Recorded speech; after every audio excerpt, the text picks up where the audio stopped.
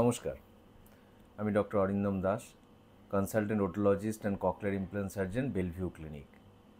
অনেক ডিসকাশনই প্রত্যেক দিন হতে থাকে এই ভিডিওর মাধ্যমে আপনাদের সাথে। আজকে যে বিষয়টা নিয়ে আলোচনা করব সেটা এই সময়ের জন্য, বা বিশেষ করে এই প্রি মনসুন বা মনসুন, এই বর্ষাকালে এটা খুবই প্রাসঙ্গিক। অ্যাজ এ ইএনটি সার্জন হিসাবে বা নাক কান গলার ডাক্তার হিসাবে আমরা রেগুলারলি এখন এই ওয়েদারের জন্য কানের ইনফেকশন কিন্তু প্রচুর পরিমাণে পাই। তার মধ্যে ওটোমাইকোসিস বা ফাঙ্গাল ইনফেকশন, কানের ফাঙ্গাল ইনফেকশন, এটা একটি হচ্ছে যে খুব কমন। এই বর্ষার আর্দ্র ওয়েদারের জন্য বা স্যাঁতস্যাঁতে ওয়েদারের জন্যই কানে জল ঢুকে বা কানে অনেক সময় ময়লা জমে থাকলে সেখান থেকে এই ইনফেকশন হয়। এবং সেক্ষেত্রে প্রথম যে সিমটমসগুলো হয়, কান প্রচণ্ড চুলকাতে থাকে বা কানের ইচিং হতে থাকে, তার সাথে ভারী ভারী ভাব বা কান বন্ধ হয়ে যাওয়া, এবং তার সাথে কানে ব্যথা, কান দিয়ে পুঁজ বা রসের মতো কিছু গড়িয়ে পড়া, তরল পদার্থ। এই সিমটমসগুলো জেনারেলি পেশেন্টসরা হচ্ছে যে বুঝতে পারেন।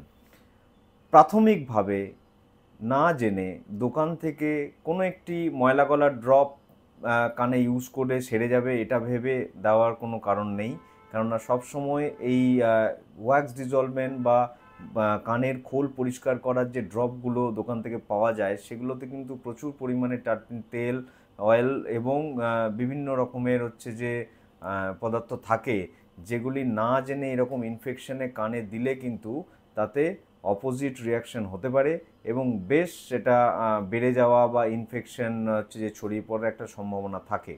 তো ফলে এই ধরনের যদি হচ্ছে যে কোনো সমস্যায় ভোগেন, সেটা কানের ওটোমাইকোসিস হোক বা বর্ষাকালে কানের কোনো ইনফেকশন হোক, তাহলে সত্বর আপনার কাছে কোনো নাক কান গলা ডাক্তারবাবুর সঙ্গে হচ্ছে যে যোগাযোগ করুন, সঠিক চিকিৎসা করান।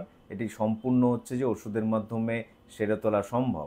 আর হ্যাঁ, যাদের মাঝে মাঝেই এই ধরনের কানের ইনফেকশন হয় বা বছরে অনেকবার করে কান দিয়ে মাঝে মাঝে হচ্ছে যে তরল পদার্থ পড়া বা রস পড়া, কানের পুঁজ আসা বা এই ধরনের সমস্যা নিয়ে যারা ভুগছেন, তাদেরও সঠিক চিকিৎসা করানো এবং এই ধরনের কানের এন্ডোস্কোপির মাধ্যমে কানের পরীক্ষা করানো, এটা কিন্তু খুব ইম্পর্ট্যান্ট।